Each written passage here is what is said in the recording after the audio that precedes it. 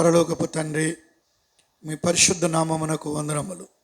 నేను కూడా నీ స్వాచ్ఛమైన ప్రజలతో కూడి కొనియాడునట్లు నా యందు నీకున్న దయ చొప్పున నన్ను జ్ఞాపకం చేసుకున్నారు. మరొకసారి దినములు లెక్కించుకునుట మాకు నేర్పి ఈ 2025వ సంవత్సరం నవంబరు 20వ తారీఖు కూడా నేను కూడా చూడడానికి నా జీవితంలో అనుకూలపరిచారు. ప్రభువా, ఈ దినము ఇలా దేవుని దాసులతోనూ నీ పరిచర్యలో పాల్పొందుచున్న నీ అమూల్యమైన నీ పరిచారకులతో నన్ను కూడా చేర్చుకున్నారు ప్రభు. అందుకే వందనములు ప్రభు. ఈ దినము ఇలాగున మా పరిచర్య కొరకు నీకు కృతజ్ఞత చెల్లించడానికి, ప్రార్థించుకోవడానికి ఒక తరుణం మళ్ళీ షోమ్రోను తాళపాలెములో మాకు ఇచ్చారు. 103వ కీర్తన మొదటి 2 వచనాలు, 21వ వచనాన్ని ఆధారం చేసుకుని, ఆయన చిత్తమును నెరవేర్చు ఆయన పరిచారకులారా మీరందరూ ఆయనను సన్నుతించుడి అని చెప్పినట్లు నేను కూడా నిన్ను స్తుతించున్నట్లు ఇచ్చిన ఈ అవకాశము కొరకు నా ఎడలను చూపిన ఉపకారాలు అనేకములు. ఈ యాత్రలో, ఈ పరిచర్యలో మీరు ఇస్తున్న సమస్తాన్ని బట్టి వందనములు. ఈ జీవిత యాత్రలో ఏమి వచ్చినా నీకే మహిమని చెప్పినట్లుగా నన్ను కూడా అంగీకరించినందుకు వందనాలు ప్రభువా. నువ్వు దయాదాక్షిణ్య పూర్ణుడవు, దీర్ఘశాంతుడవు, కృపా సమృద్ధి గలవాడవని నిన్ను ఆరాధిస్తున్నాను. నా జీవితంలో అక్షరాల మీరెంత గొప్ప దేవుడో రుజువు చేసుకున్నారు. అంతేకాదు, భూమికి ఆకాశం ఎంత ఎత్తుగా ఉన్నదో నీ కృప నేను లెక్కించలేనంత ఎత్తుగా నాపై ఉంచావు, అధికముగా ఉంచావు. అందుకే వందనములు. ప్రతిసారి నేను బలహీనుడననే నన్ను జ్ఞాపకం చేసుకుంటున్నావు ప్రభు. ఎన్నో మానవ హద్దుబాట్లు ఇక్కడి వరకే ఆలోచించువాడను, అయినను నన్ను జ్ఞాపకం చేసుకుని నా పొరపాటులు, నా పతనములు క్షమిస్తూ తండ్రి తన కుమారుల ఎడల జాలిపడినట్టుగానే జాలిపడుతున్నా నీ ప్రేమకు వందనాలు. అంతేకాదు ప్రభు, ప్రేమల తండ్రి, మోషేకు నీ మార్గాలు చూపించిన నాకు కూడా నీ మార్గమును చూపించి నడిపిస్తున్నా నీ ప్రేమంతటికి వందనాలు ప్రభు. మరి అనేకసార్లు దిక్కుతోచని స్థితిలో నాలాంటి వాడిని కూడా మార్గదర్శి అయి నీ వాక్యముతో నడిపిస్తున్న నీ ప్రేమకు వందనములు కృతజ్ఞత చెల్లిస్తున్నాను. ఒక రోజున సింహాసనమును కూడా నా కొరకు సిద్ధపరుస్తున్నావు. స్తోత్రాలు.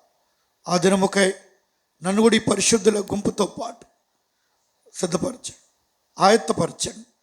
ప్రత్యక్షత కొరకు అపేక్షతో చూస్తుండే కృపనిమ్మని నా జీవితంలో ఇచ్చిన ఈ అవకాశముకే గణపరుస్తూ ఆరాధిస్తూ పరిశుద్ధులందరూ దేవుని దాసులు చేసిన ఆరాధనతో నా దీన స్తుతి ఆరాధన మీకే సమర్పిస్తున్నాను తండ్రి. ఆమేన్. ఈ సమయంలో మరి టీ తాగేవారికి టీ ఉంది, మజ్జిగ తాగాలనుకుంటే కూడా మజ్జిగ ఉంది. పాట పాడుతూ ఉంటాం, ఆ సమయంలో మీరు వాటిని తీసుకోవచ్చు. తర్వాత మళ్ళీ వర్తమానాన్ని ప్రార్థన చేసుకుని ముగించుకుంటాం. పాట సంఖ్య 537. 537.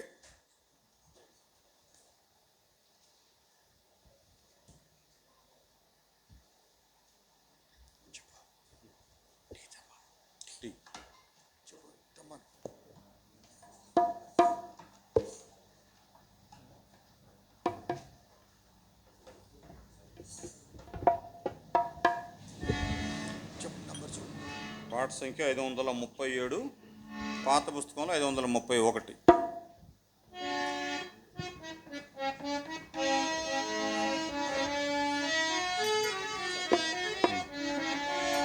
దేవునితో సహపాఠి పాలివారిగాను చేసే, దేవునితో సహపాఠి పాలివారిగాను చేసే, తోడి వారసులనుగా మనలను ప్రభు చేసెనుగా, తోడి వారసులనుగా మనలను ప్రభు చేసెనుగా, దేవునితో సహపాఠి పాలివారిగాను చేసే, దేవునితో సహపాఠి పాలివారిగాను చేసే, దుష్టలోకము నుండి అద్భుతముగా రక్షించే, దుష్టలోకము నుండి అద్భుతముగా రక్షించే, అమూల్య వాగ్దానములిచ్చి దైవ స్వభావమొసగెనుగా,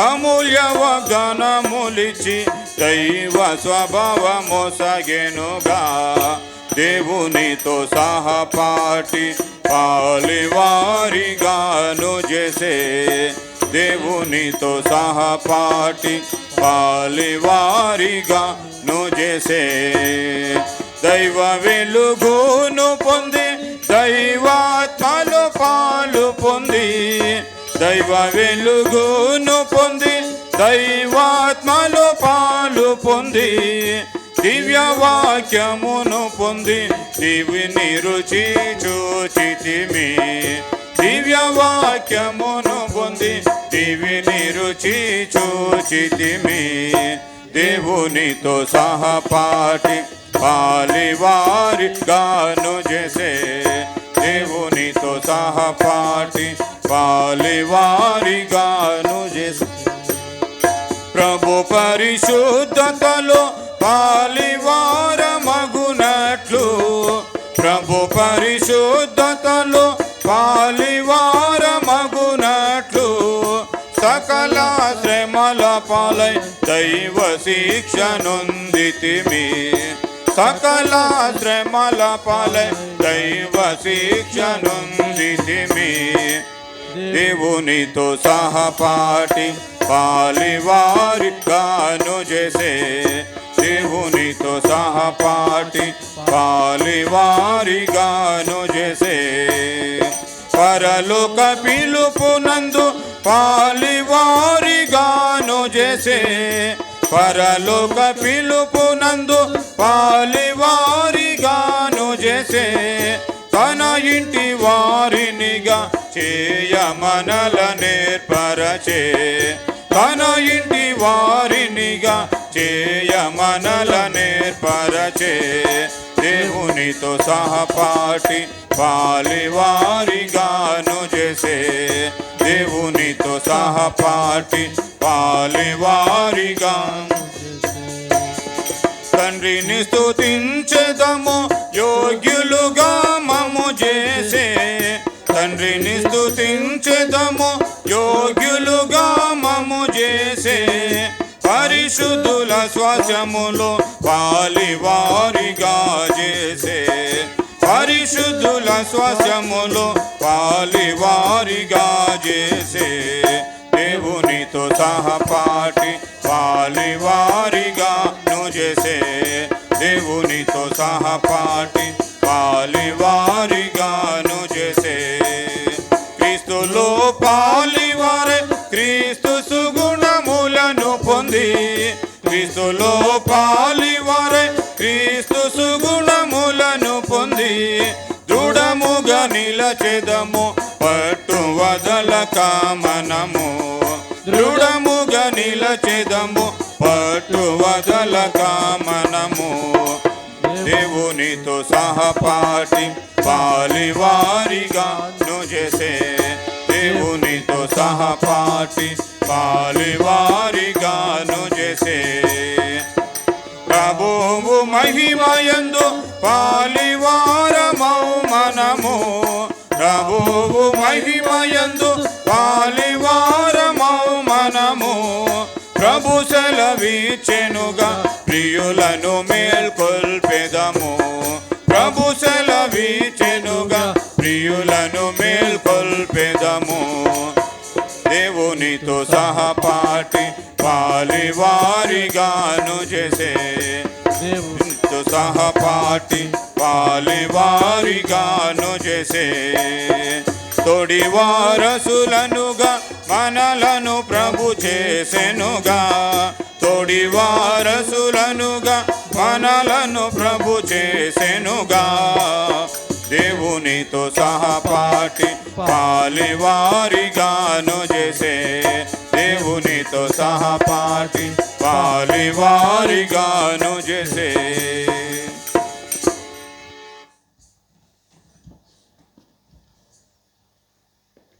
ఈ సమయంలో దేవుని యొక్క వాక్యాన్ని మనం విందాము. తర్వాత మరి ప్రార్థనలో మనము ఏకీభవిస్తాం.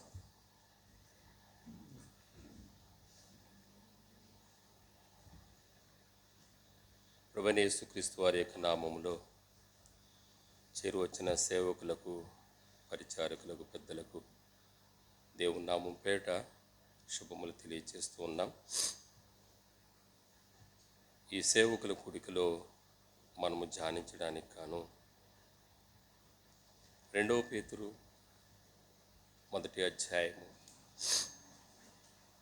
2 పేతురు 1వ అధ్యాయము 10వ వచనాన్ని మనం కలిసి చదువుకుందాం. 2 పేతురు 1వ అధ్యాయము 10వ వచనం అందరం కలిసి. అందువలన సహోదరులారా, మీ పిలుపును ఏర్పాటును నిశ్చయము చేసుకుంటకు మరి జాగ్రత్త పడుడి. ప్రార్థన చేసుకో. ప్రేమ కలిగిన తండ్రి, మరొకసారి మీ పాదమును ఆశ్రయిస్తూ ఉన్నాం.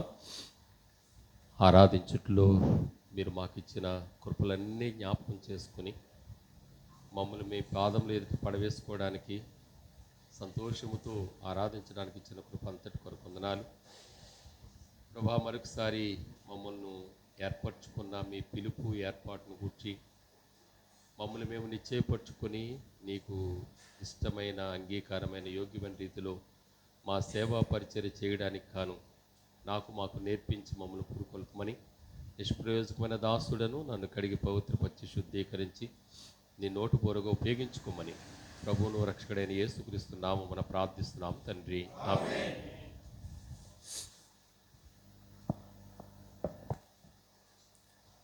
మనమందరము కూడా దేవుని సేవా పరిచర్యలో ఉన్నాం. సేవకులుగానైతేనేమి, పరిచారకులుగానైతేనేమి, పెద్దలుగానైతేనేమి దేవుడు మనకు అనుగ్రహించిన కృప కొలది, లేక మన విశ్వాస పరిమాణం కొలది దేవుడు మనకిచ్చిన బాధ్యతల్లో మనం కొనసాగుతూ ఉన్నాం. అయితే మరి దేవుడు మనల్ని పిలిచిన పిలుపు ఏర్పాటును బట్టి ఈ లోకములో నిలబడిన నేను, కూర్చున్న మీరు, మనం పరిచర్యను కొనసాగిస్తున్నామా లేదా అనేది మనల్ని మనం పరీక్షించుకునే సమయం. నేను మిమ్మల్ని పరీక్షించేది కాదు, లేకపోతే మరెవరో మిమ్మల్ని పరీక్షించేది కాదు, కానీ ప్రభు ఎదుట, ప్రభు వాక్యం ఎదుట నేను, మీరు, మనమందరం కూడా పరీక్షించుకునే సమయం. ఎందుకంటే పూర్వకాలం మరి టీచర్స్ స్థానాల్లో మనం చూస్తే మంచి మంచి టీచర్స్ ఉండేవారు. ఈ రోజున ఉన్నతమైన స్థానంలో ఉన్నవాళ్ళు ఆ టీచర్ గారిని ఉంటే కనబడితే, మాస్టారు మీ దయ వల్లనేనండి, ఆ దినాల్లో మీరు మాకు నేర్పించిన పాఠాలను బట్టేనండి ఈ స్థాయిలో ఉన్నామండి, మేము ఈ ఉన్నతమైన స్థితిలో ఉన్నామండి. లేదా వాళ్ళు ఒకవేళ వెళ్ళిపోయారు అనుకోండి ఆ టీచర్స్. ఇలాంటి సందర్భాలు ఎక్కడైనా చెప్పవలసి వస్తే, మాకు ఒక టీచర్ గారు ఉండేవారు, చాలా చక్కగా నేర్పించేవాడు. అందును బట్టి మేము ఆ దినాల్లో మేము చదువుకున్నది కొంచెమైనా, ఏదో డిగ్రీ లేకపోతే SSLC అయినప్పటికీ కూడా ఈ స్థాయికి మేము రాగలుగుతూ వచ్చాము అనేది మనం చెప్పుకుంటూ ఉంటాం, సర్వసామాన్యం అది. మరి ఈ దినాలలో నిజంగా ఇంతవరకు కూడా ఈ పరిచర్య ముందుకు సాగుట్లో మన పూర్వీకులు మక్సింగ్ గారు మొదలుకొని మనకు తెలిసి, మన ఏరియాలో మార్టిన్ గారు, ఇలాగా ఆయన తర్వాత ఉన్న దైవజనులు, వాళ్ళందరి యొక్క సేవా జీవితం, వాళ్ళ యొక్క పరిచర్య విధానమును బట్టి బహుశా మనం ఈ విధంగా మరి దైవికమైన క్రమములో, దైవికమైన ఉద్దేశంలో కొనసాగుతున్నామంటే ఆశ్చర్యం కాదని నేను అనుకుంటాను. ఎందుకంటే మనం చెప్పుకుంటాం, మా పూర్వకాలంలో మార్టిన్ గారు ఉండేవారు, లేకపోతే ఆమ్రోస్ గారు ఉండేవారు, లేకపోతే సామ్యుల్ గారు ఉండేవారు, లేకపోతే సుందర్ సింగ్ గారు ఉండేవారు. ఇలాగా మన ప్రాంతాల్లో ఎవరైతే ఈ పరిచర్య విషయంలో మరి బలమైన రీతిలో మాటకు మాట, కట్టుబాటు, నడక, ఎట్టి పరిస్థితుల్లో కూడా కించిత్ కూడా అటు ఇటు తొలగిపోకుండా, ఎవరేమనుకొని ఎన్నైనా అనుకొని మొకమాటం లేకుండా, ఏ మాట విషయంలో కూడా ఆలోచన లేకుండా, ఎవరేమనుకుంటారో ఎవరేం చేస్తారో ఏమీ లేదు. వాళ్ళు ఏదైతే ప్రభు దగ్గర నుండి దైవజనుల ద్వారా నేర్చుకుంటూ వచ్చారో దాని విషయంలో ఏమాత్రం కూడా వెనకంజ వేయకుండా వారు కొనసాగుతూ పోతూ వచ్చారంటే అతిశయోక్తి కాదని నేను అనుకుంటూ ఉన్నాను. దానికి మనమందరం కూడా సాక్షులమే. అయితే మరి ఈ దినాలలో మిగిలి ఉన్న మనము వాళ్ళ దగ్గర నేర్చుకున్నాం. మనం ప్రభు వాళ్ళని మనకిచ్చాడు, వాళ్ళ ద్వారా అనేక సంగతులు మనం నేర్చుకున్నాం. మరి మనలను కూడా ప్రభు పిలిచాడు కదా, మనలను కూడా ప్రభు పిలిచాడు. అందుకొరకే పేతురు అంటాడు, అయ్యా మీ పిలుపును ఏర్పాటును నిశ్చయము చేసుకున్నాడు. ఏమని పిలిచాడు ఆయన మనలను?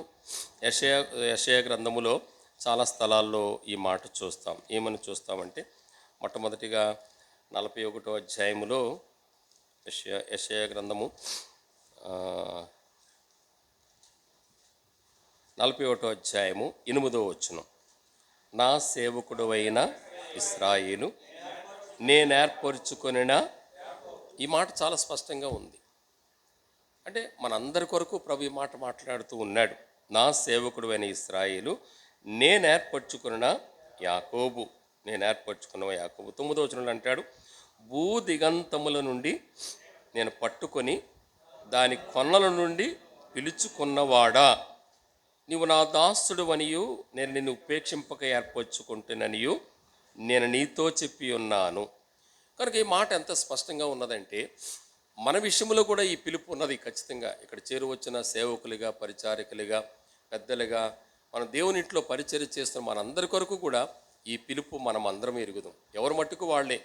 అదేవిధంగా 44వ అధ్యాయంలో కూడా చూడండి, మొదటి 2 వచనాలు, అయినను నా సేవకుడు వగు యాకోబు నేను ఏర్పరచుకున్న ఇశ్రాయేలు వినుము, నిన్ను సృష్టించి గర్భములో నిన్ను నిర్మించి నీకు సహాయము చేయవడని యెహోవా ఎలాగూ సెలవిచ్చున్నాడు.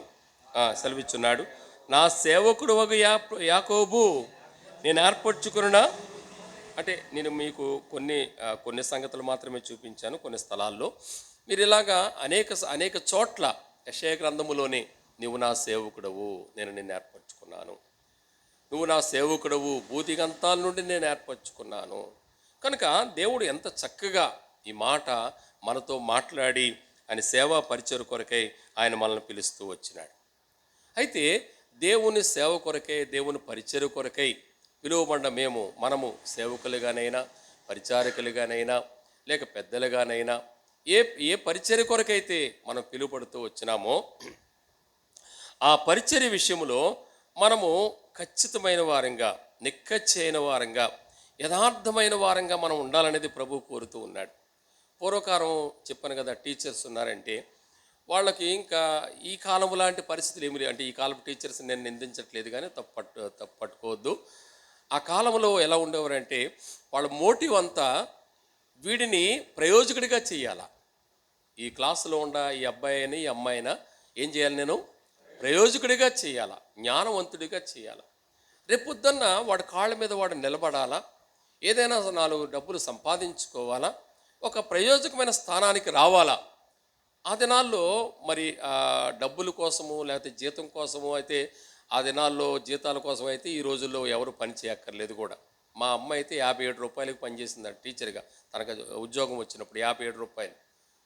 అంటే నా ఉద్దేశం ఏంటంటే మరొక రకంగా అనుకోవద్దు, కానీ ఆ దినాల్లో పరిచర్య చేసిన వాళ్ళకు వచ్చిన జీతమా, చాలీచాలన జీతమా ఏమైనాది కాదు, కానీ స్కూలుకి రాగానే వాళ్ళ మోటివ్ ఏంటంటే ఈ పిల్లగాడు ఎంత ముద్దైనా సరే కనీసం అక్షరాలు నేర్చుకోవాలి, వాడు కనీసం వాడి పేరు రాసుకోవడమైనా నేర్చుకోవాలనే ఆ తలంపు, ఆ పట్టుదల వాళ్ళకు ఉండేది.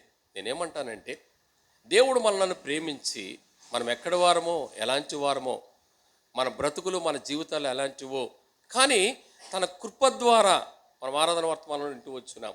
తన కృప ద్వారా అనేక రకాలైన కృప మనల్ని వెంబడించడం ద్వారా, మనల్ని ఆవరించడం ద్వారా మనలను మరి తన పనివారిగా, తన పరిచారికులుగా, తన సేవకులుగా సమకూర్చున్నాడు కదా. అంతేకాదు ఉన్నతమైన గొప్ప భాగ్యం మనకు అనుగ్రహించినాడు. సేవకుడిగా పిలువబడ్డం అనేది పరిచారికుడిగా, సేవకుడిగా పిలువబడ్డం అనేది సామాన్యమైన సంగతి కాదు.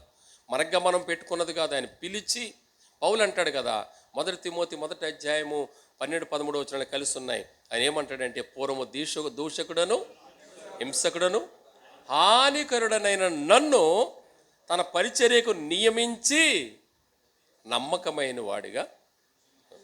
పౌలు కంటే దౌర్భాగ్యన నేను అనుకుంటున్నాను, మరి మీరేమనుకుంటారు నాకు తెలియదు, మీ సంగతి నేను చెప్పను. కానీ అలాంటి పౌలు ఇంకో మాట అదే అధ్యాయం అంటాడు, పాపులలో నేను ప్రధాన పాపిని.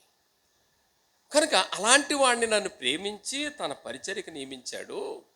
ఇప్పుడు నా మోటో ఏంటంటే, ఎందుకు ఆయన పరిచర్యకు నన్ను తీసుకొని వచ్చాడు, ఎందుకు ఆ పనికి నన్ను తీసుకొని వచ్చాడు.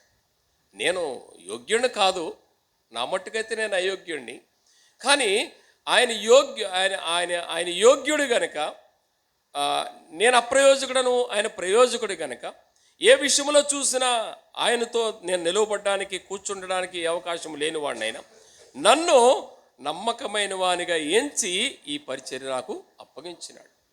కాబట్టి మనము కూడా దేవుని సేవ చేస్తున్నప్పుడు మీరు మనమందరం కూడా మన మోటో ఏమై ఉండాలంటే, నేను ఎక్కడ వాడను, ఎలాంటి స్థితిలో ఉన్నాను, నన్ను ప్రేమించి నా వాళ్ళు చాలామంది ఉన్నారు, లేకపోతే నా గ్రామంలో చాలామంది ఉన్నారు, నా చుట్టుపక్కల చాలామంది ఉన్నారు, నాకంటే తెలివైన వాళ్ళు ఉన్నారు, జ్ఞానవంతులు ఉన్నారు, గొప్పవాళ్ళు, వాళ్ళందరిలో నన్ను తీసుకుని వచ్చి ఈ స్థానములో అని కూర్చుండబెట్టినాడు కనుక, ఈ పరిచర్య నాకు అప్పగించినాడు కనుక, నేను చేయవలసిన పని ఏమిటి అనే గ్రహింపు నాకు నీకు ఉండాలనేది మా దేవుడు కోరుతూ ఉన్నాడు.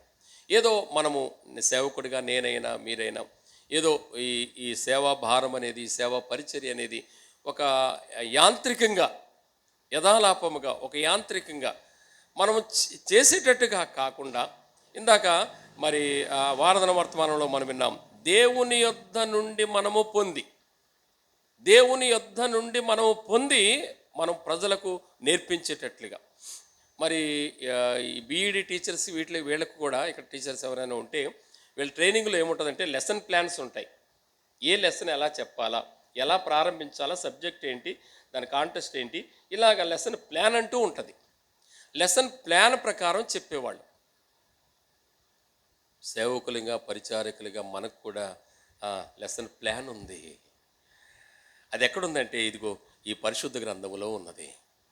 కనుక ఈ లెసన్ ప్లాన్ మనకు అర్థం కాకుండా ఏ పిల్లగాడికి పాఠం చెప్పలేము. మనం చెప్పడం మొదలెడితే పిల్లగాడు లేచి వచ్చి, మాస్టర్ అలాగ కాదండి ఇలాగని చెప్తాడు కదా. అందుకొరకే మొట్టమొదట ఈ లెసన్ ప్లాన్ మనకు అర్థం కావాలా అంటే, దేవుని యొక్క దైవికమైన ఉద్దేశ సంగతులను, దేవుని రాజ్యమును గూర్చిన సంగతులను ఆ లెసన్ ప్లాన్లో ఏమైతే బైబిల్లో రాసి ఉంచినాడో ఆ సంగతులు మొట్టమొదట మనం గ్రహించాలా, మనం అర్థం చేసుకోవాలా, మనం ధ్యానించాలా. ఆ తర్వాత అంతేగాని లెసన్ ప్లాన్ పక్కనెట్టుకుని ఆ బోర్డు మీద చెప్తూ ఉంటే వీళ్ళు ఏమంటారు, పిల్లగాలు ఏమంటారండి, ఒరే మా మాస్టర్కి ఏమి రాదురా, ఆ లెసన్ ప్లాన్ దగ్గర పెట్టుకుని అది చూసి రాసేస్తూ ఉంటాడు బోర్డు మీద కదా. మనం అలాంటి బోధకులం కాకూడదు, అలాంటి సేవకులం కాకూడదు. అలా అయితే గనక ఒక్కడిని కూడా మనం తర్ఫీదు చేయలేం, ఒక్కళ్ళు కూడా మనం దేవుని యొక్క రాజ్యానికి తర్ఫీదు చేయలేం. ఒక్కసారి నా మట్టుకు నేను, మీ మట్టుకు మీరు మనం పరిశీలన చేసుకుంటే, నేను పాఠం చెప్తున్నాను కదా, లేక వాక్యం చెప్తున్నాను కదా, ఎంతమంది మా విశ్వాసులు ప్రయోజకులుగా తయారవుతున్నారు. నా సంఘములో, నేను పరిచర్య చేసే స్థలములో, నేనుండే స్థలములో ఎంతమంది ప్రయోజకులు అవుతున్నారు అంటే, ఏ ప్రయోజకత్వం, దేవుని యొక్క రాజ్యమునకు వెళ్ళగలిగిన దేవుని ఈ లోకంలో ఉంటూ దేవుని పిల్లలుగా జీవిస్తూ దైవికమైన క్రమంలో నడుస్తూ ఆ సమయం వచ్చినప్పుడు దేవుని యొక్క రాజ్యానికి వెళ్ళేటట్లుగా ఎంతమంది సిద్ధపడుతున్నారు. పూర్వకాలములో ప్రతి పిల్లగాడిని పట్టించుకునేవారు మాస్టర్. ఇప్పుడు మనం పట్టించుకోవట్లేదని నేను చెప్పట్లేదు, కానీ మనం కూడా పట్టించుకుంటున్నాం. అయితే ఇది యాంత్రికం కాకూడదు, ఉద్యోగరీత్యా చేసినట్లుగా కాకూడదు. ఇది అలాంటిది కానే కాదు. దేవుని పరిచర్య, దేవుని సేవ అనేది అలాంటిది కానే కాదు. ఎందుకంటే దేవుడు మనల్ని నమ్మి, పౌలు అన్నట్టుగా మన నమ్మకమైన వానిగా ఎంచి అప్పగించినాడు. కనుక దేవుని యొక్క పరిచర్యలో మనందరి జీవితంలో కూడా ఎట్లా ఉండాలని ప్రభు కోరుతున్నాడంటే, దేవుడు కోరినట్లుగా, దేవుడు ఆశించినట్లుగా. కనుక మనము మొట్టమొదటి మోటో ఏమై ఉండాలంటే, దేవుడు నన్ను పిలిచినాడు, దేవుడు నన్ను పిలిచినాడు. నువ్వు పిలిస్తే నేను రాలేదు, నేను పిలిస్తే నువ్వు రాలేదు, మరి ఎవరో పిలిస్తే ఎవరో రాలేదు. ప్రతి ఒక్కరికి దైవికమైన పిలుపు అనేది నిశ్చయత ఉన్నది, ఖచ్చితం ఉన్నది. అందును బట్టే మనం ఉండే స్థలాలలో, మనం ఉండే మా సంఘాలలో పరిచర్య కొరకు, సేవ కొరకు మనం సమకూర్చబడుతూ వచ్చినాం. అయితే మనము చేసే పరిచర్య విషయంలో ఫలితం అనేది ఎంతవరకు ఉంటుందో మనం చూడాలి. చూడండి, ఇర్మియా గ్రంథంలో ఒక మాట అంటాడు. ఏమన్నాడంటే, ఇర్మియా గ్రంథములో మనలను ఎలాగ సమకూర్చినాడంట, దేని కొరకు సమకూర్చినాడంట. ఇర్మియా గ్రంథము 6వ అధ్యాయములో ఇర్మియాను గురించి ఈ మాట చెప్తూ ఉన్నాడు. ఏమని చెప్తున్నాడంటే 27వ వచనం, నీవు నా జనుల మార్గమును తెలుసుకొని పరీక్షించునట్లు నిన్ను వారికి వన్నె చూచువానిగాను వారి నీకు లోహపు తొంటగాను నేను నియమించి. నువ్వేం చేయాలా? వన్నె చూడాలా. జనుల మార్గమును తెలుసుకొని పరీక్షించునట్లు. కనుక మనకు అప్పగించిన బాధ్యత ఏంటంటే, సేవకులుగా, పరిచారకులుగా, పెద్దలుగా మన చేతికి ఎవరైతే దేవుని పిల్లలు అప్పగించబడుతూ వచ్చారో వారి మార్గాలను మనము పరీక్షించడం అంటే వాళ్ళని ఏదో వేలు పెట్టి చూపించి చేయడం కాదు, కానీ వారి యొక్క ఆత్మీయ కండిషన్ బట్టి, ఆత్మీయ స్థితిగతులను బట్టి వారిని సంధించే విధానం అనేది దేవుని ద్వారా మనము కొనసాగించాలనేది ప్రభు కోరుతూ ఉన్నాడు. కనుక నీవు నా జనుల మార్గమును తెలుసుకొని పరీక్షించున్నట్లు నిన్ను వారికి వన్నె చూచుగాను. అంటే వారు ఎలా ఉన్నారు ఏంటి అనేది. చూడండి, బంగారపు షాపు తీసుకుపోయినప్పుడు వాడిది ఒక రాయి ఉంటుంది, మా బంగారాన్ని గీటు పెట్టి చూస్తాడు, చెప్పేస్తాడు, ఈ బంగారం ఈ గీట్లో ఉంది, బంగారం ఈ గీట్లో ఉంది. అంటే మనము ఎలా ఉన్నామంటే వన్నె చూచువారంగా మనము వాళ్ళ ఎదుట మనం నిలబడినప్పుడు, మన ఎదుట వాళ్ళు నిలబడినప్పుడు వాళ్ళ ఆత్మీయ స్థితిగతులను మనం గ్రహించి దానిని బట్టి వారి యొక్క జీవితంలో దైవికమైన ఆత్మీయమైన సంగతులను హెచ్చరించి బోధించవలసిన బాధ్యత మన మీద ఉన్నదనేది దేవుడు మనకి జ్ఞాపకం చేస్తూ ఉన్నాడు. చూడండి, లేవీ కాండములో ఒక మాట మనందరికీ తెలిసిన మాటే 20వ అధ్యాయములో చాలా స్పష్టంగా చెప్పినాడు కదా. ఏమని చెప్పినాడంటే, లేవీ కాండం 20వ అధ్యాయము 24వ వచనం నుండి, నేను ఆ ఆ ఆ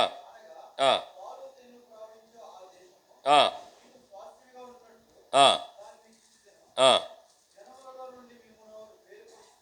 జనములలో నుండి మిమ్మును వేరుపరిచితిని, మీ దేవుడైన యెహోవాను నేనే. ఆ ఆ ఆ ఆ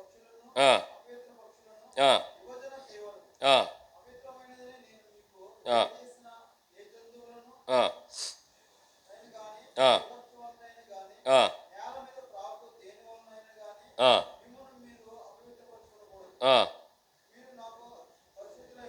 మొట్టమొదట మనకు వివేచించే జ్ఞానం చాలా అవసరం. బోధించే వారంగా, సేవకుడిగా, పరిచారకులుగా, పెద్దలుగా దేవుని ప్రజల ముందు మనం నిలువబడేటప్పుడు మొట్టమొదట మనకి వివేచన చాలా అవసరం. అంటే వివేచన లేదని మిమ్మల్ని అంటలేదు, కానీ అంటే మనం నేర్చుకునే దాని కొరకు నాకైనా మీకైనా వాక్యానుసారమైన వివేచన చాలా అవసరం. ఎందుకంటే ఈ కడవరి దినాల్లో తప్పుడు బోధలు, తప్పుడు సిద్ధాంతములు, తప్పుడు పరిస్థితులు లోకములో ఎన్నో సాగిపోతున్నాయి. దేవుడు మనకు పరిశుద్ధ గ్రంథం ఇచ్చాడు, పరిశుద్ధ లేఖనాలు ఇచ్చాడు, పరిశుద్ధాత్మను మనలో ఉంచాడు. ఇవన్నీ ఎందుకు ఇచ్చాడంటే, ఈ పరిశుద్ధ గ్రంథమును దివారాత్రమును ధ్యానించినడలా నీ మార్గమును వర్ధల చేసుకుని చక్కగా నడిచేదు అని చెప్పినాడు. యెహోషువతో ఆ మాట చెప్పినాడు. అలాగే కీర్తన గ్రంథం 1వ అధ్యాయంలో కూడా 2వ వచనంలో కూడా చూస్తే అదే మాట ఉన్నది. అంటే దివారాత్రము దీన్ని ధ్యానించడం ద్వారా ఏం చేస్తామంటే మన మార్గాన్ని వర్ధల చేసుకుంటాం, అతిశయించకుండా ఉంటాం. ద్వితీయోపదేశకాండం 17వ అధ్యాయంలో ఎవడైనను రాజ్య సింహాసనం మీదకి వచ్చిన తర్వాత మొట్టమొదటి వాడు చేయవలసిన పని ఏంటి? లేవీల ఆధీనములో ఉన్న ధర్మశాస్త్రమును తీసుకొని తన కొరకు ఒక ప్రతి రాయించుకొని, చూద్దాం ఆ మాట, ద్వితీయోపదేశకాండం 17వ అధ్యాయం ద్వితీయోపదేశకాండం 17వ అధ్యాయం. చదువు నాయన. ఆ, ఆ, ఆ, ఆ, ఆ, ఆ, ఆ, ఆ, ఆ, ఆ, ఆ, ఆ, ఆ,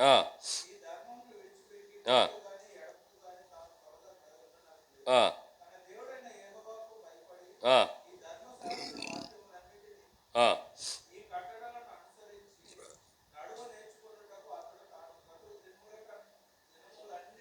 ఆ.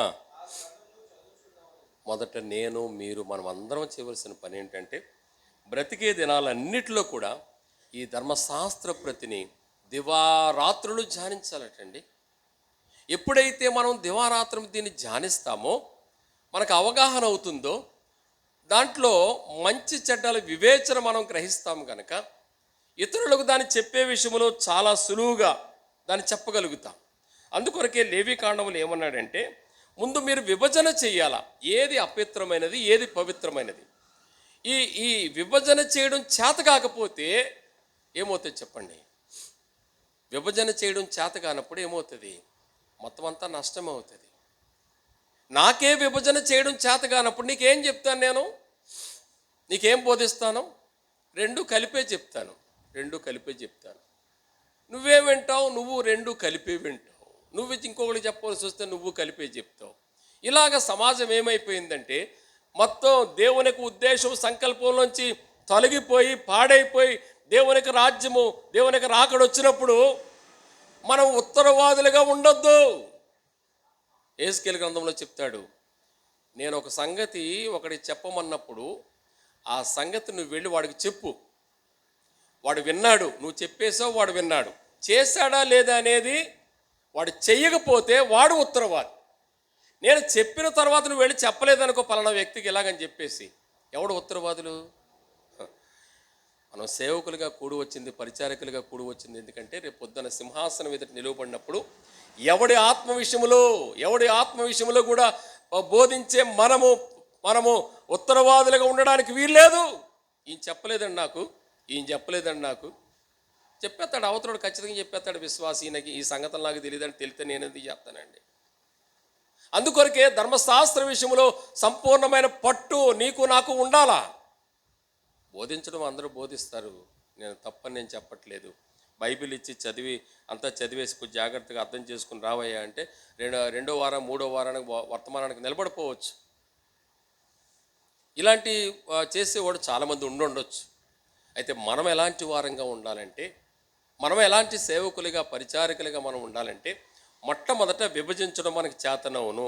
ఏది మంచి ఏది చెడు అది విభజించడం చేతనైతే రేపొద్దున్న ఎవరి ఆత్మ విషయంలో నేను ఉత్తరవాదిగా ఉండక్కర్లేదు. ప్రభా నీ వాక్యంలో రాసి పెట్టావు, ఇదే సంగతి నేను చెప్పాను అంతే. అతను చేయలేదు, నేను ఉత్తరవాదిని కాదు. మొకమాటానికి పోయో మనిషిని చూసో ముఖం చూసో మొకమాటానికి పోయి ఈ మాట చెప్తే ఏమనుకుంటాడు, ఆ మాట చెప్తే ఏమనుకుంటాడు, ఇది ఎందుకు వచ్చిన గొడవ, మనం ఎందుకు ఈ మాటలు ఎత్తుకోవడం, మందిరానికి రావడం మానేస్తారేమో, అది ఇది అనుకుంటే రేపు పొద్దున్న ఎవరు ఉత్తరవాదులు చెప్పండి? ఎవరు ఉత్తరవాదులు? ఆయన అంటాడు, మన విశ్వాసం అంటాడు, మా సేవకుడు చెప్పలేదండి బాబు ఈ సంగతి ఎప్పుడుని, చెప్తే నేను ఎందుకు చేస్తానండి? ఇప్పుడు ఎవడు ఉత్తరవాది అయ్యాడు? ఇంతకాలం సేవ చేసి, ఇంతకాలం పరిచర్య చేసి, ఇంతకాలం దేవుని యొక్క సేవకులుగా పరిచారకుల మనం పెద్దలుగా నిలవబడి ఇంత పరిచర్య చేసిన తర్వాత ఒకడు నిలబడి ఈయన మాకు చెప్పలేదు, వాడి ఆత్మ విషయంలో మనం ఉత్తరవాదం అయిపోయాం కదా. జాగ్రత్త పిల్లరా, మనం ఎవరి ఆత్మ విషయంలో ఉత్తరవాదులుగా ఉండొద్దు. మనకెవరు మొకమాటమో వద్దు. పిలిచాడు, అప్పగించాడు, ఈ పని చెయ్యి అన్నాడు అంతే. చూడండి, కొన్ని ఆఫీసుల్లో ఆ గేట్ కీపర్గా ఉంటారు కొంతమంది. మనం వెళతాం, పోనేవయ్యా లోపలికి అంటాం, అది కుదరదు సార్, పర్మిషన్ లేదు సార్ అంటే, పోనేవయ్యా పర్వాలేదు, లేదు సార్ పర్మిషన్ లేదు సార్ అంటే, మనం ఇంకా ఎంతో నసుకుతాం, సణుగుతాం. అదంట, సార్ మీరు ఎన్నన్నా చెప్పండి సార్, పర్మిషన్ లేదండి అంతే. దేవుడు అంటాడు, నిన్ను కావలివానిగా ఇశ్రాయేలు ప్రజలకు ఎలా ఉంచాను నిన్ను? నేనేం చెప్పబోతున్నానంటే నిలవబడిన నీవు నేను కూడా దేవుని రాకడ దగ్గరకు వచ్చేస్తుంది. బలా నమ్మకమైన మంచి దాసులు అనిపించుకుందామా? మొకమాటానికి పోయి లేనిపోని సమస్యలు తెచ్చుకొని మనం నేరస్తులమై ఉత్తరవాదులమై వాళ్ళ ఆత్మల విషయంలో మనం నష్టం పొందుదామా? కనుక విభజించడం చాలా అందుకనే చెప్పాడు, పవిత్ర పక్షులకు అపవిత్ర పక్షులకు, పవిత్ర జంతువులకు అపవిత్ర జంతువులకు విభజన చెయ్యండి. అందుకే నేను మిమ్మల్ని ఏం చేశాను? జనులలో నుండి మిమ్మల్ని వేరుపరిచాను. చాలామంది ఉన్నారు నమ్ముకున్న వాళ్ళు, వాళ్ళందరిలో మిమ్మల్ని ప్రత్యేకించి సేవకులుగా, పరిచారికలుగా, పెద్దలుగా మిమ్మల్ని అందరిని తీసుకుని వచ్చాను. చాలామంది ఉన్నారు నమ్ముకున్న వాళ్ళు సంఘాల్లో లేరా? కానీ వాళ్ళందరిలో మిమ్మల్ని ప్రత్యేకించి మిమ్మల్ని ఏర్పరచుకొని తీసుకొచ్చాను. ఎందుకు?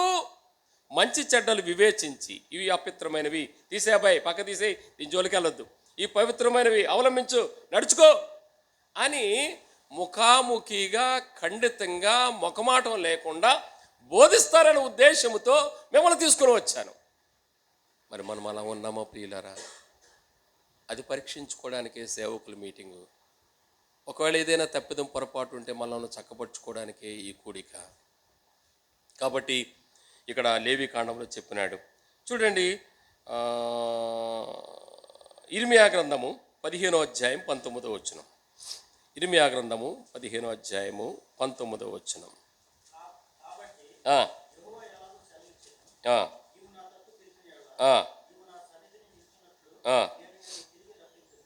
గమనించండి ఈ మాట. ఏవి నీచములో ఏవి ఘనములో నువ్వు గుర్తుపట్టిన ఎడల నువ్వు నోటు వల్లే ఉండవు. మనం ఎవరు నోరు వల్లే ఉండాలంట? అంతే కదండి.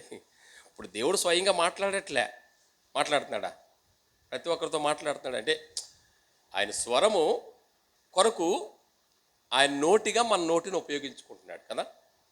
ఇక్కడ నిలబడ్డామంటే సేవకుడిగాను, పరిచారకుడిగాను, పెద్దలుగాను, బోధించే వాళ్ళుగా నిలబడ్డామంటే ఇప్పుడు ఎవరి నోటికి బదులు మనం నోరయ్యాం? దేవుని నోరుకి మనం నోరయ్యామంతే. ఇక్కడ ఏమంటాడు?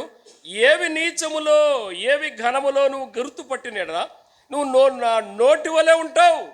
వారు నీ తట్టు తిరగవలన కానీ నీవు వారి తట్టు తిరగకూడదు.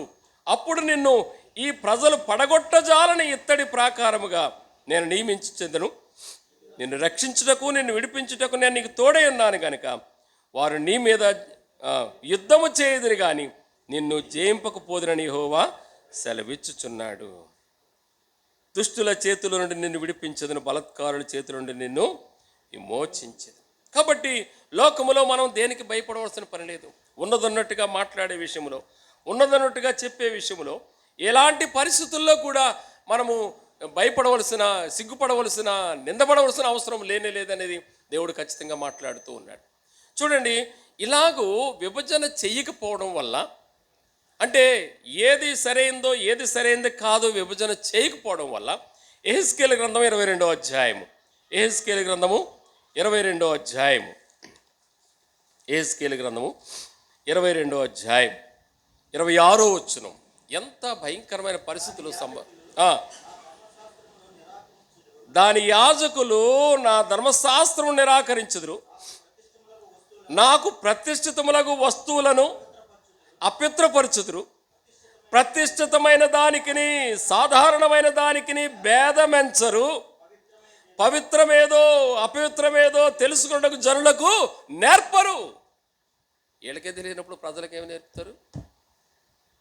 లోకములో ఇలాంటి బోధలు, పరిస్థితులు చాలా ఉన్నాయి ప్రియులారా. మనం అలాంటి వాళ్ళం కావద్దు. ధర్మశాస్త్రమును నిరాకరించకూడదు. అంటే వాక్యమును మనం చదువుతున్నాం కనుక వాక్యమును పక్కన పెట్టి వాక్యమును చాటు చేసి మరుగు చేసి మనం చెప్పకూడదు. సామెతల గ్రంథంలో అంటాడు, ధర్మశాస్త్రం వినబడకుండా చెవులు తొలగించుకుని వాని ప్రార్థన హేయం. కనుక ధర్మశాస్త్ర విషయంలో నువ్వు నేను ఎలా ఉండాలంటే కత్తి కోసినట్లుగా ఉండాలా. ఇది నేను చెప్పట్లే, దేవుని వాక్యాన్ని బట్టి దేవుడు మనతో మాట్లాడుతున్నాడు. చాలాసార్లు మానవ సంబంధమైన, శరీర సంబంధమైన, లోక సంబంధమైన, భూ సంబంధమైన పరిస్థితులు మనల్ని ఒత్తిడి చేస్తూ ఉంటాయి, మనల్ని కలవర పెడుతూ ఉంటాయి, మనల్ని కంగారు పెడుతూ ఉంటాయి, మనల్ని మొకమాట పెడుతూ ఉంటాయి. ఏమైనా దేవుని సేవకులంగా ప్రభా ప్రియులారా వాటన్నిటినీ కూడా మనం జయించి నిలవబడాలనేది ప్రభు మనల్ని కోరుతూ ఉన్నాడు. జయించి కొనసాగాలనేది ప్రభు మనల్ని హెచ్చరిస్తూ ఉన్నాడు. ధర్మశాస్త్రము నిరాకరిస్తారట, ప్రతిష్ఠితములకు వస్తువులను అప్యుత్రపరుస్తారంట. ప్రతిష్ఠితమైన దానికి సాధారణమైన దానికి వీళ్ళకే భేదం తెలియదంట. మరి మనం అలాంటి స్థితిలో కానీ ఏమైనా ఉన్నామా? ప్రతిష్ఠితమైనది ప్రతిష్ఠితం కానిది మనం ఎంచగలుగుతున్నామా? వన్నె చూసి వాడిగా పెట్టాడు మనల్ని. బ్యాంకుల్లో బంగారం తాకట్టు పెట్టడానికి వెళితే అప్రైజర్ ఉంటాడు. అప్రైజర్ ఏం చేస్తాడంటే బంగారం తీసి ఒక రాయి పెట్టి గీసి వాళ్ళు ఇంతకుముందు, ఇప్పుడు మిషన్ వచ్చేసింది, ఆ మిషన్లో పెట్టయితే 18 క్యారెట్సా 20 క్యారెట్సా 22 క్యారెట్సా అది చెప్పేస్తుంది. అది ఇంతకుముందు అప్రైజర్ని ఏదో మోడీ చేసి పానేవయ్యా ఇంకా తక్కువ వస్తే వచ్చిందిలే కొద్దిగా ఎక్కువ రాయి అని. ఈ మధ్యన ఒకసారి బ్యాంక్కి వెళ్తే మా బ్రదర్ పనిచేస్తున్నాడు దాంట్లో, పని నుండి వెళ్ళి అయితే ఒక ఆయన అంటున్నాడు, ఇది తక్కువ ఇంత రాదండి ఇదంటే, లేదు సార్ ఇంతకుముందు ఇచ్చేవారు కదండి. లేదే బాబు మేమేం చేయదు, మిషన్ వచ్చేసింది దాంట్లో పెట్టాలా, అది చెప్పేస్తుంది, అది చెప్పినంత ఇవ్వాలి మేము. కనుక దేవుని పిల్లలంగా ప్రియులారా, మనము ఖచ్చితమైనది యథార్థమైనది ఉన్నదన్నట్లుగా మనం చూపించవలసిందే. అప్రైజర్ అంటాడు, నేనేం చేయలేనండి బాబు, నన్ను క్షమించండి, ఆ మిషన్ ఏది చెప్తే అది చేయాలండి. మనం అలా చెప్పగలుగుతామా బోధలో విశ్వాసులతో? మరి ఎవరైనా సరిచేయవలసిన పరిస్థితులు వచ్చినప్పుడు, అయ్యా నేనేం చేయలేనయ్యా, వాక్యం ఎలా చెప్తుంది, నువ్వు సరి చేసుకుంటే నీకు మంచిది, నేనేదో మొక్కమాటం చేసేసాక మసిపూసి మారేడుగా చేయొచ్చు, కానీ దేవుడు అలా ఒప్పుకోడయ్యా, తర్వాత అక్కడికి వెళ్ళిన దాకా ఉండి తిప్పు కొడతాడు, ఎందుకు వచ్చిన తెప్పులు ఇక్కడ సరి చేసుకుంటే పోవచ్చు అనే బోధ నిలబడిన నేను, కూర్చున్న నీవు మొక్కమాటం లేకుండా చేయగలుగుతామా? ఎందుకంటే దేవుడు మనకు అప్పగించిన పని సామాన్యమైనది కాదు. అందుకంటే నీ పిలుపు నిశ్చేత ఖచ్చితం చేసుకో. నేను ఎందుకు పిలిచానో, ఎలాంటి పరిస్థితుల్లో పిలిచానో, ఏం చేయడానికి పిలిచానో. తాపీ మేస్త్రి మన ఇంటికి వస్తే పని నుండి పిలుస్తాం, ఇలా చేయాలయ్యా అని చెప్పేసాం పని ఎలా చేయాలని. మనం చెప్పినట్టు కాకుండా ఆడు ఇంకో రకంగా మొదలెట్టాడు. ఎంతమంది చేయించుకుంటారు చెప్పరేమండి? చేయించుకోరా? ఏంటా ఏం చేస్తున్నావు నువ్వు? ఇది నేనేం చెప్పాను, నువ్వేం చేస్తున్నావు? అది కాదు సార్, ఇది కాదు, అది సరిగ్గా చేస్తావా అని చెప్పాడు. చేయలేతే దేవుని పిల్లలముగా మనము దేవుని కొరకై ఖచ్చితమైన యథార్థమైన నమ్మకమైన పరిచారకులుగా సేవకులుగా మనం ఉండాలనేది ప్రభు కోరుతూ ఉన్నాడు. అందుకొరకే నీ పిలుపుని చేపట్టుకో. రేపు పొద్దున్న దేవుడు నన్ను చూసి ఈయనెందుకు పిలిచాను రా బాబు, ఈయనెందుకు సేవకు రమ్మన్నాను, వీడు పిలిచిన కాడి నుంచి ఇలా తయారయ్యాడేంటి, వీడు ఇలాంటి వాడిని ఎందుకు పిలిచానని నన్ను గురించి బాధపడితే ఎంత దుఃఖం అండి. ఆయన దుఃఖపడితే పోయిందిలే, వదిలేస్తాడు, ఇంక ఇలాంటి వాడిని అనవసరం పిలిచారని. కానీ విడిచిపెట్టబడిన నేను, నా బ్రతుకులో ఎంత నష్టం. దేవుని సేవ కొరకై, దేవుని పరిచర్య కొరకై పూర్తికాలం కాకపోయినా పని చేసుకుంటే అయినా ఎలాగైనా మనం పరిచర్య చేస్తూ ఉన్నామంటే దేవునికి నమ్మకమైన వారంగా యథార్థమైన వారంగా మనం ఉండాలా. మొట్టమొదట మనం విభజన చేయాలా. ఇది సరైనది కాదు. చూస్తావా, ఇదిగో వాక్యం ఎలా చెప్తుంది, ఇదిగో వాక్యం, ఇదిగో నీ మొక్కమాటం కోసం చేయమంటావా, చేయమంటే చేస్తాను, తర్వాత నీ ఇష్టం, నష్టం నీది అని కూడా మనం అనకూడదు. చేయమంటే చేస్తానని అనకూడదు. వసూలుబాటు లేదు. ఆ గేట్ కీపర్ గాడు 100 రూపాయలు ఇస్తాను, 200 ఇస్తాను, 500 ఇస్తాను, లేదు సార్ నేను మాత్రం పంపను సార్. ఏడుపు ముఖం వేసుకుని, జిడ్డు ముఖం వేసుకుని, ఆడు ఎలా చేశాడు పనికి మనోడు పోనవచ్చు కదా. ఆడేం చేస్తాడు పాప, ఆడు ఉద్యోగం అది. ఒకవేళ పొరపాటున ఎవడన్నా వెళ్ళడం సీసీటీవీలో ఆడు ఎవడన్నా చూసి ఆడిని ఎందుకు పంపించావు, నేను ఎందుకు పెట్టాను ఇక్కడ, ఎందుకైనా పెట్టాను నేను, తీసేయి నీ ఉద్యోగం లేదంటే. అంటే మన ఉద్యోగం బయటికి తీసేయడం కనబడట్లేదనా ఏమండి? ఆడినంటే తీసేసింది యాజమాన్యం, తెలిసిపోతున్నాడు బయటికి వెళ్ళిపోయి తీసాడని. అంటే మనల్ని బయటికి తీసినట్టు తెలియట్లేదనా మన పనిలోంచి? అదే కదా మన ధైర్యం. మనం ఎప్పుడైతే దేవుని వాక్యాన్ని, దేవుని చిత్తాన్ని కాదని మనం కొనసాగించుకుంటూ వెళ్ళిపోతున్నామో ఆ రోజే చూస్తాడు. ఒకసారి 2 సార్లు 3 సార్లు 4 సార్లు చూస్తాడు. వీడు పనివాడు అవసరం అని చెప్పేసి, అవసరం లేదని చెప్పేసి పక్క తీసాడు అనుకోండి, బహుశా నన్ను కానీ తీస్తుంటాడేమో. నేనే మాత్రం కొనసాగిపోతూ ఉన్నాను. అలాంటి వాళ్ళు కూడా ఉన్నారంట. యెహెజ్కేలు గ్రంథం 44వ అధ్యాయం. యెహెజ్కేలు గ్రంథం 44వ అధ్యాయం. 2 రకాల గుంపులు ఉన్నాయి ఇక్కడ. ఒక గుంపు ఏంటంట యెహెజ్కేలు గ్రంథం 44వ అధ్యాయము. యెహెజ్కేలు గ్రంథం 44వ అధ్యాయం మొట్టమొదటి 10వ వచనం. ఇశ్రాయేలీయులు నన్ను విసర్జించి తమ విగ్రహములను అనుసరింపగా వారితో కూడా నన్ను విసర్జించిన లేవీలు తమ దోషమును, ఇశ్రాయేలీయులు దేవుని విడిచిపెట్టేశారంట, విగ్రహాలను అనుసరించుకుంటూ వెళ్ళిపోతున్నారంట. లేవీలు కూడా ఎందుకు వచ్చిన గొడవ, వాళ్ళతోటి ఎందుకు వచ్చిన ఇబ్బంది, పోనే యథా ప్రజ తథా రాజా, లేకపోతే వాళ్ళు అనుకున్నట్టు చేద్దాంలే అని అనుకున్నారట. అయినను వారు నా పరిశుద్ధ స్థలములో పరిచర్య చేయువారు. ఇలా చేస్తూ కూడా ఇశ్రాయేలు ప్రజల యొక్క పాపములలో వీళ్ళు కూడా పాలిభాగస్తులు అవుతూ చేస్తూ కూడా ఏం చేస్తున్నారంట, పరిశుద్ధ స్థలంలో పరిచర్య చేస్తున్నారంట, మందిరానికి ద్వారపాలకులే ఉన్నారట, మందిర పరిచర్య జరిగిస్తున్నారంట, ప్రజలకు బదులుగా వారే దహన బలి పశువులను అన్నీ వధిస్తున్నారంట, పరిచర్య చేయటకే వారే నా జనుల పక్షం నియమించబడినవారు, విగ్రహముల ఎదుట జనులకు పరిచారకులై ఇశ్రాయేలును తొట్టిల్లి పాపం చేయటకు వారు కారకులైన గనుక నేను వారికి విరోధినైతిని. వారు తమ దోషమును ఏమయ్యాడట, వాళ్ళకి దేవుడు ఏమయ్యాడు, వాళ్ళకి విరోధయ్యాడు. అయినా సరే దేవుడు ఏం చేస్తారు, ఈ లేవీయులు ఏం చేస్తున్నారు, పోన్లే పర్లేదు పోని, జాగ్రత్త ప్రియ సోదరుడా, ఎవరితోనూ సర్దుబాటు చేసుకోవద్దు. మన బహుమానం పౌలు అన్నాడు, మనం ఆరాధన వర్తమానంలో చూస్తున్నాం, 2 తిమోతి 4వ అధ్యాయములో పౌలు అన్నాడు, మంచి పోరాటము పోరాడి తిని నా పరుక్కడు ముట్టించిన విశ్వాసము కాపాడుకుంటూ నా కొరకు నీతికి, నాకే కాదు తన ప్రత్యక్షతను అపేక్షించే వారందరికీ ఉన్నది. మరి మన గ్యారంటీ ఏమైనా ఉందా, మన గ్యారంటీ ఏమైనా ఉందా? ఇక్కడ అంటాడు భరించారు. అయితే ఇంకొకరు ఉన్నారంట, సాదోకు సంతతి. వీళ్ళు ఏం చేస్తున్నారు, 15వ వచనం, ఇశ్రాయేలీయులు నన్ను విసర్జింపగా నా పరిశుద్ధ స్థల సంరక్షణను కనిపెట్టు సాదోకు సంతతి వారు లేవీయులైన యాజకులు పరిచర్య చేయటకే నా సన్నిధికి వచ్చి వారే నా సన్నిధిని నిలిచి కొవ్వును రక్తము నాకు అర్పించదు, ఇదే ప్రభువుకు యెహోవా. ఇశ్రాయేలును విసర్జించారట, విసర్జించిన వాళ్ళు వదిలిపెట్టారు వీళ్ళు. ఈ సాదోకు సంతానం ఎవరైతే దేవుణ్ణి విడిచిపెట్టారో వాళ్ళు వదిలిపెట్టేశారు. వీళ్ళు చెప్పారు వినలేదు, వదిలిపెట్టేశారు. వీళ్ళు మాత్రం ఏం చేస్తున్నారంట, పరిచర్య చేయటకి దేవుని సన్నిధికి వస్తున్నారు, దేవుని సన్నిధిలో నిలుస్తున్నారు, కొవ్వును రక్తాన్ని అర్పిస్తున్నారు. ఇది ప్రభువుకు యెహోవా వాక్కు. 16వ వచనం, వారే నా పరిశుద్ధ స్థలములో ప్రవేశింతురు, పరిచర్య చేయటకై వారే నా బలయత్తకు వత్తురు, వారే నేను అప్పగించిన దానిని కాపాడుదురు, ఇదే ప్రభువుకు యెహోవా వాక్కు. ఎంత స్పష్టంగా చెప్పి 2 రకాల గుంపులు ఉన్నాయండి లోకంలో కూడా. ప్రజలు పాపం చేస్తుంటే పోతే పోనీ చూసి చూడనట్లుగా పోనీ అని చెప్పి సాళ్ళతో వెళ్ళిపోయే యాజక సమూహం, గుంపులు, లేవీలు చాలామంది ఉన్నారు. కానీ ఒక గుంపు ఉన్నది, సాదోకు సంతానం. ఇశ్రాయేలు ప్రజలు పాపం చేసినప్పుడు వాళ్ళని పక్కన పెట్టారు. వీళ్ళు మాత్రం దైవికమైన నియమం చొప్పున, క్రమం చొప్పున పరిచర్య చేసుకుంటూ వెళుతున్నారు. అలాంటి వారికి ఎలాంటి ఆధిక్యత ఇచ్చాడు, దేవుని సన్నిధిలో నిలిచే ఆధిక్యత, పరిచర్య చేసే ఆధిక్యత, నిలిచే ఆధిక్యత, కొవ్వును రక్తమును అర్పించే ఆధిక్యత, పరిశుద్ధ స్థలములో ప్రవేశించే ఆధిక్యత, పరిచర్య చేయటకు బలయొద్దకు వాళ్లే వస్తారు, అప్పగించిన దాన్ని వాళ్లే కాపాడుతారు. 23వ వచనం, 24వ వచనం,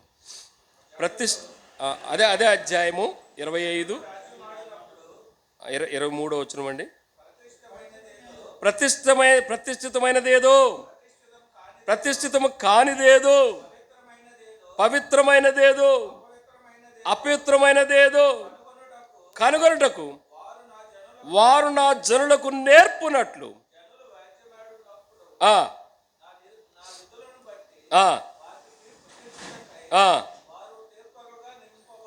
ఎంత గొప్ప ఆధిక్యత. వీళ్ళు నెక్కెచ్చుగా ఉన్నారు సాధువుకు సంతానం. అందుకనే అంటున్నాడు, ప్రతిష్ఠితమైనదేదో, ప్రతిష్ఠితము కానిదేదో, పవిత్రమైనదేదో, అపవిత్రమైనదేదో కనుగొనుటకు జనులకు నేర్పిస్తారట. అలాంటి యాజక గుంపులో, అలాంటి లేవీయుల గుంపులో మనం ఉండాలనేది ప్రభు కోరుతూ ఉన్నాడు. ఏదేమైనా కానీ, ఎవరెన్నైనా అనుకొని, ఒక రోగి డాక్టర్ దగ్గరికి పోయినప్పుడు కొన్నిసార్లు చాకుతో కొయ్యవలసి ఉంటుంది, ఇంకా ఏదేదో చేయవలసి ఉంటుంది. మొక్కమాట పడతాడా డాక్టర్ గారు? బాధపడతాడా? ఓయ్ కాసేపు ఓడ్చుకో, కాసేపు ఓడ్చుకో, ఏమి లేదయా చిన్నది.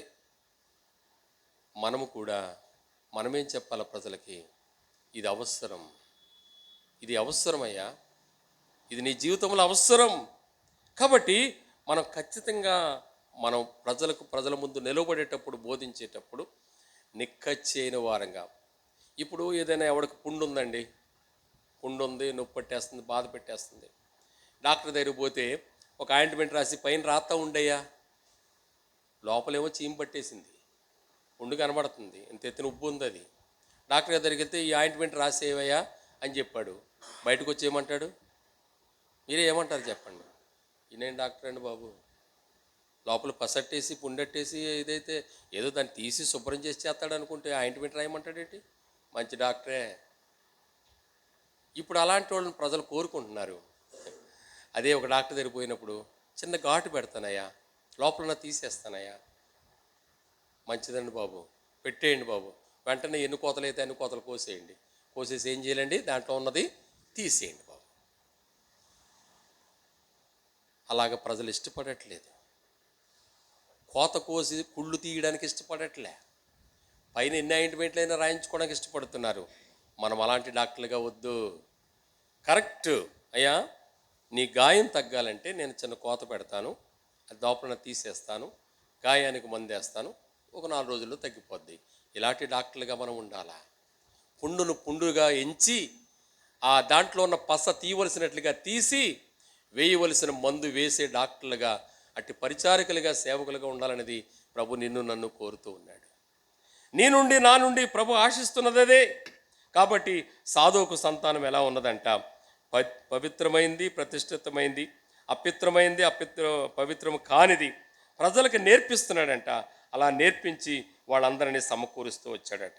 కాబట్టి సాధోకు యొక్క సంతానమును బట్టి మనందరి జీవితంలో కూడా ఎలాంటి వారంగా మనం కొనసాగుతూ ఉన్నాం.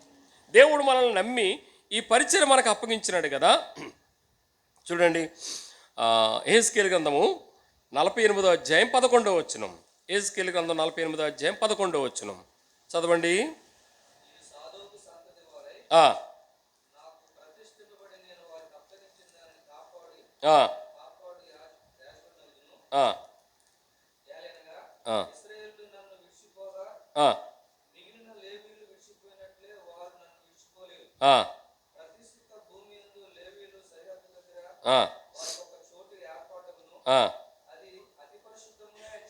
ఎంత అద్భుతం అండి! ఈ సాధోకు సంతతి లాంటి పరిచర్య చేసేవారికట, ఇది సాధోకు సంతతి వారే నాకు ప్రతిష్ఠింపబడి నేను వారికి అప్పగించిన దానిని కాపాడు యాజకులగుదురు. మనం ఎలాంటి యాజకులు, పరిచారకులు అవ్వాలంటే, దేవుడు మనల్ని ప్రేమించి పిలిచి అప్పగించిన దానిని ఎలా ఉండాలట? కాపాడేవారంగా ఉండాలంట. ఏలయనగా ఇశ్రాయేలు నన్ను విడిచిపోగా మిగిలిన లేవీయులు విడిచిపోయినట్లే వారు నన్ను విడిచి పోలేదు. ప్రతిష్ఠిత భూమి యందు లేవీయుల సరిహద్దు దగ్గర వారికి ఒక చోటు ఏర్పాటగును, అది పరిశుద్ధ స్థలముగా ఎంచబడును. ఎంత అద్భుతమైన దేవుడు!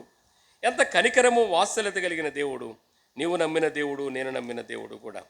చాలాసార్లు మన దేవుని గూర్చిన సంగతులు మనం ఎరగకపోవడం వల్ల, మన దేవుని గూర్చిన సంగతులు మనం గుర్తించకపోవడం వల్ల దేవుని యొక్క ఆశీర్వాదము లేక దేవుని యొక్క ప్రతిఫలము లేక దేవుని యొక్క బహుమానం మనం పొందడానికి బదులు దేవుని నుండి నష్టానికి మనం సిద్ధపడుతున్నామేమో. కాబట్టి దేవుని పిల్లలముగా ఈ యొక్క మధ్యాహ్న కాల సమయములో దేవుని సన్నిధిలో మనం కూడి వచ్చిన ఈ సమయములో దేవుడు నీతో నాతో మాట్లాడుతూ ఉన్నాడు. అయ్యా ప్రియ సోదరుడా, సోదరి, నువ్వు ఎలాగ పిలువబడ్డావో, సేవకుడిగానో, పరిచారకుడిగానో, పెద్దగానో, దేవుని యొక్క ఇంటిలో ఏ బాధ్యత కొరకు నువ్వు పిలువబడుతూ వచ్చినావో ప్రభు అంటున్నాడు, నీవు నమ్మకమైన పరిచారకుడిగా ఉండాలనేది దేవుడు కోరుతూ ఉన్నాడు. మలాకీ గ్రంథము 2వ అధ్యాయము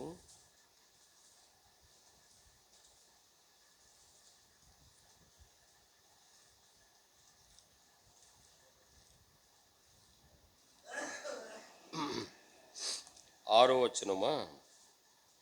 మలాకి సత్యము గల ధర్మశాస్త్రము బోధించుచు దుర్బోధ నేమాత్రమును చేయక సమాధానమును బట్టి యథార్థతను బట్టి నన్ను అనుసరించి నడుచుకొని వారే దోషముల నుండి అనేకులను తిప్పిరి. ఎలాంటి యాజకులుగా మనం ఉండాలా? ఎలాంటి లేవీలుగా మనం ఉండాలా? 5వ వచనం కూడా చదువుదామా? నేను చేసిన నిబంధన వారి జీవమునకును సమాధానమునకును కారణమాయను, భయభక్తులు పుట్టించుటకై నేను వాటిని వారికి ఇచ్చితిని గనుక వారు నా యందు భయభక్తులు కలిగి నా నామం విషయంలో భయము గలవారై. ఎలా బోధించారట ధర్మశాస్త్రాన్ని? దేవుని భయం కలిగి బోధించారు. ఒరే, మనం చెప్తున్నాము ఏదో మన సొంత మాటలుగానే అవుతాయేమో, లేనిపోని గొడవ, దేవుడితోటి గొడవ వచ్చేద్ది, ఎందుకు వచ్చిన మనకు వచ్చిన బాధ, దేవుడు ఏం చెప్పాడు అదే చెప్దామని చెప్పేసి దేవుని భయమును బట్టి. ఎఫెసీ రాసిన పత్రిక 5వ అధ్యాయం 21వ వచనంలో ఒక మాట ఉంటుంది. మనం పెళ్ళిళ్ళలో చదివించేటప్పుడు 22 నుంచి చదువుతాం కానీ 21 చదవం. క్రీస్తునందలి భయముతో ఒకరినొకడు, భార్య భర్తలు ఏ భయంతో లోబడి ఉండాలండి? అత్తమామల భయంతోట, సంఘ పెద్దల భయంతోట, ఏ భయంతో సంసారం సాగుతుందండి? అత్తమామల ఆడబడుచుల భయంతో. మా ఆడబడుచు అసలు మంచిది కాదండి, సరిగా సంసారం చేయకపోతే ఊరుకోదండి. ఎంతకాలం సాగుతుంది ఇది? కొన్నిసార్లు గొడవలు వస్తాయి. పెద్దల సమక్షంలో కాగితాలు రాయింతారు. ఒక వారం రోజులు 2 వారాలు ఉంటాయి కాగితాలకు విలువ. ఆ తర్వాత మళ్ళీ మామూలే. ఎవడు చేయింతాడు కాపురం? క్రీస్తునందలి భార్యకి దేవుని అందలి భయం. నేను భర్తకు లోబడాల. భర్తకి దేవుని అందలి భయము. దేవుడు చెప్పాడు భార్యను ప్రేమించమని. అలాగే ఇప్పుడు ధర్మశాస్త్రం నేను మీరు బోధించేటప్పుడు ఎవడు భయంతో? నన్నెవడు అడుగుతాడు, నిన్నెవడు అడుగుతాడు? అంటే పూర్వకాలం అడిగోళ్ళు ఉండేవారు అనుకోండి, ఇప్పుడు ఎవరు లేరు. కాబట్టి ఇప్పుడు ఎవరి భయంతో నేను ఈ డయాస్ ఎక్కాలా? దేవుని భయం. నన్ను చూస్తున్నాడు ఆయన, నా మాట, నా పలుకు, నా ప్రవర్తన అంతా గమనిస్తున్నాడు. కాబట్టి నా నామం విషయంలో భయం గలవారై సత్యము గల ధర్మశాస్త్రం బోధించుచు దుర్బోధనే మాత్రము చేయక సమాధానమును బట్టి, యథార్థతను బట్టి, సమాధానమును బట్టి, యథార్థతను బట్టి నన్ను అనుసరించి నడుచుకొని వారై. మనం ఇలాగ సత్యమును బట్టి బోధిస్తూ దుర్బోధ చేయకుండా యథార్థతను బట్టి సత్యమును అనుసరించి మనం నడుచుకున్నట్లయితే చాలామంది వస్తారండి దేవుని దగ్గరికి. మనం ఏమి ఆకర్షించేసి మనం రప్పించక్కర్లేదు. రంగురంగులేయో మనం చూపించేసి ప్రజలు రప్పించక్కర్లే. మనం చెప్పే సత్యమైన బోధ, మనం చెప్పే యథార్థమైన మాట, ధర్మశాస్త్రమును ఉన్నదన్నట్లుగా సమాధానమును బట్టి, యథార్థతను బట్టి ఎప్పుడైతే నువ్వు నేను బోధిస్తామో చాలామంది దోషాల నుంచి పరిగెట్టుకొచ్చేస్తారట.